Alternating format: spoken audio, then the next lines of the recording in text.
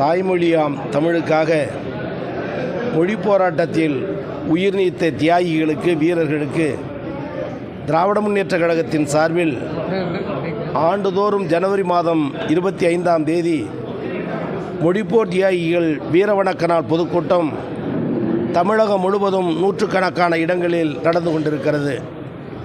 அந்த நிலையில் இன்றைக்கு கழகத் தலைவர் தளபதி அவருடைய வழிகாட்டுதலோடு கழக இளைஞரணி செயலாளர் துணை முதலமைச்சர் மாண்புமிகு அண்ணன் உதயநிதி அவர்களுடைய வழிகாட்டுதலோடு கோவை மாவட்டத்தில் இன்றைக்கு மொழிப்போர் தியாகிகளுக்கு மாவட்ட செயலாளர்கள், பகுதி செயலாளர்கள், கழக முன்னோடிகளுடைய முன்னிலையில் மலரஞ்சலி செலுத்தியிருக்கிறோம். இன்று மாலை நானும் நம்முடைய உயர்கல்வித்துறை அமைச்சர் மாண்புமிகு அண்ணன் அன்பில் மகேஷ் பொய்யாமொழி அவர்களும், நெல்லை ஜான் அவர்களும், மாண்புமிகு பள்ளிக்கல்வித்துறை அமைச்சர் அன்பில் மகேஷ் பொய்யாமொழி அவர்களும், நானும் நெல்லை ஜான் அவர்களும் வீரவணக்கால் பொதுக்கூட்டத்தில் உரையாற்ற இருக்கிறோம். கூட்ட ஏற்பாடுகளை நம்முடைய மாவட்ட கழகத்துடைய செயலாளர் அருமை அண்ணன் அவர்கள் மிக சிறப்பான முறையில் ஏற்பாடு செய்திருக்கிறார்கள்.